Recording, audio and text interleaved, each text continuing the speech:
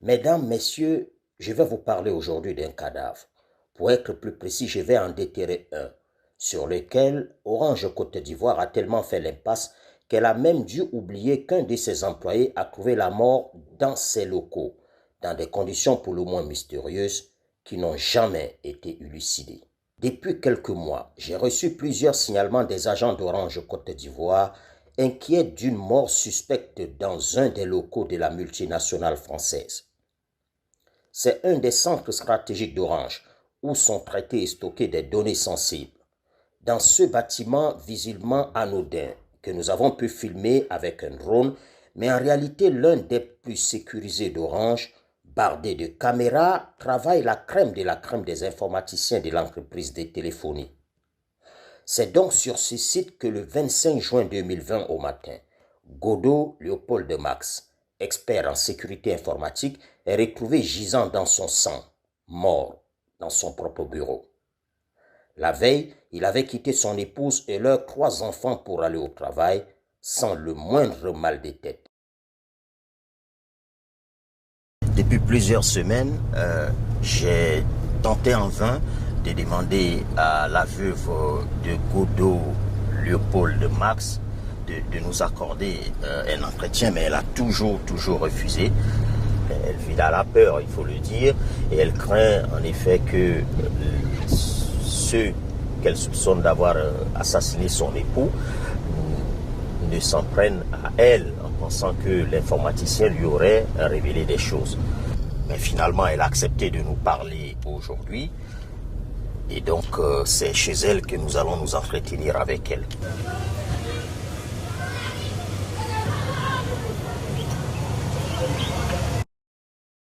Madame, bonjour. Comment finalement, madame, vous avez appris que votre époux, dont vous aviez déclaré la disparition depuis la veille au responsable d'Orange Côte d'Ivoire, finalement, en fait, était décédé? Disparition de mon mari et son décès le lendemain, le jeudi 25 juin, jusqu'aux environs de 11 heures. J'étais dans ma chambre, toujours en train de prier et de chercher là où il était. Et il y a 2 de mes beaux qui sont arrivés chez moi à la maison, dans la chambre, m'attraper. Et c'est ainsi qu'on m'annonce que mon mari est décédé. Alors je ne croyais pas parce que le lendemain, il était sorti la veille. Il est sorti, il est parti au travail, vêtu d'une veste. Voilà, il n'a rien dit. On s'est appelé toute la journée du mercredi 25 juin. Et comme ça, subitement, mon mari décède. Je n'y croyais pas. Je croyais surtout pas. Et c'est ainsi que mon beau et ma mère qui étaient présentes, nous nous rendons sur les lieux. Je n'y croyais toujours pas. Et arrivé sur les lieux à Orange, à Macquarie, zone 4, je demande où est mon mari. C'est un accès difficile pour nous recevoir. Il n'y a personne pour nous recevoir. Et j'étais en train de pleurer et tout. Et c'est là qu'un monsieur du service de la sécurité est venu vers nous. Il nous a dit que le corps de mon mari se retrouve à Ivoussep.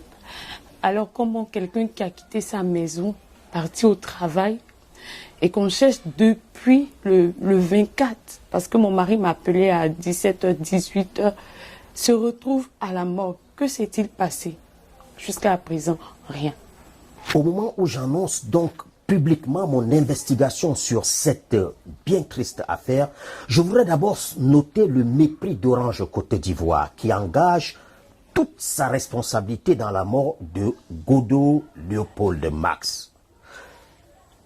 L'employé d'Orange Côte d'Ivoire qui n'est pas retourné à la maison, son épouse signale donc sa disparition et personne ne fait rien jusqu'au lendemain. Si Orange Côte d'Ivoire avait agi avec diligence, au moment où cette pauvre dame avait déclaré la disparition de son époux, on aurait peut-être pu sauver cette personne qui était apparemment peut-être en détresse, victime d'un certain malaise au moment où on a déclaré sa disparition. Ça, c'est si nous nous mettons dans l'hypothèse de ce que cette mort pourrait être une mort naturelle. Mais hélas, rien n'a été fait par Orange Côte d'Ivoire, ce qui donc engage entièrement sa responsabilité et il rend Orange Côte d'Ivoire coupable de ne pas avoir agi à temps. Si celui dont on avait signalé la disparition s'appelait Dupont ou Durand, ce n'est pas les ressources humaines seules qui allaient être mobilisées et s'en occuper. C'est toutes les directions de tous les services d'Orange Côte d'Ivoire jusqu'au directeur général qui se seraient mobilisés. On aurait même réveillé de nuit le directeur général de la police ivoirienne pour retrouver la victime. Mais hélas, ce n'était qu'un noir. Il portait le mauvais nom pour la multinationale, Godot. Le plus révoltant dans cette affaire, c'est que le directeur général d'Orange Côte d'Ivoire, ce n'est pas un blanc. Oh que non, c'est un noir, ce qu'il y a de plus noir. Mamadou Bamba est non seulement noir, mais il est ivoirien.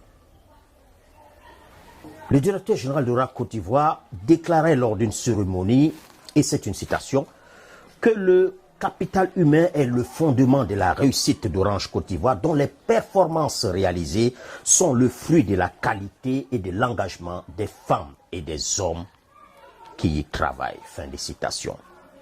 Bel enfumage, si on en juge par les faits. Le directeur général d'Orange Côte d'Ivoire n'a jamais assisté à l'enterrement d'un de ses employés décédé sur son lieu même de travail. Il n'a jamais rencontré la veuve et les orphelins pour leur apporter le moindre réconfort.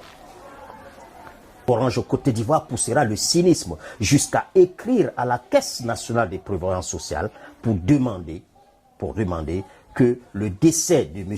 Godot ne soit pas considéré comme un accident de travail. Et pourtant, la loi ivoirienne est très claire là-dessus. Tout incident survenu sur le lieu de travail, tout incident survenu pendant même qu'on se rend sur le lieu du travail, ou tout acte qui arriverait à un travailleur pendant une mission est considéré comme un accident de travail. Alors depuis que j'ai pris ce dossier en main, je me suis rapproché de la direction générale de la Caisse nationale de prévoyance sociale, qui n'était pas au fait de ce dossier en particulier. Mais la direction générale de la CNPS m'a rassuré que ce cas sera reconsidéré et que le cas de M. Godot Léopold Max sera considéré comme un accident de travail et ses ayants droit bénéficieront de tous les droits qui y sont attachés. J'ai également découvert un comportement d'Orange Côte d'Ivoire qui renforce la suspicion sur le fait que la mort de Godot Léopold Max n'était peut-être pas une mort naturelle finalement. En effet, la multinationale n'a jamais effectué d'autopsie après que le corps d'un de ses employés, ait été découvert dans les propres locaux d'Orange Côte d'Ivoire.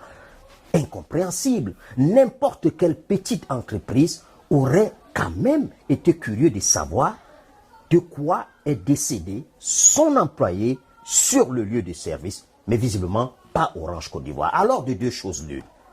Soit cet état de fait traduit le mépris profond que Orange Côte d'Ivoire a eu pour cet employé et de façon générale pour ses employés, ou alors cela signifierait tout simplement que c'est eux qui l'ont tué et qu'ils auraient peur qu'une éventuelle autopsie les confonde. Inch'Allah, je vais creuser cette affaire. J'irai jusqu'au plus profond de tout ce qui se cache dans cette affaire. Je vais découvrir, je vais dire comment est-ce que M. Godot Léopold Max est décédé. Cette affaire est importante. Il s'agit pour moi d'aider cette pauvre dame à enfin faire son deuil.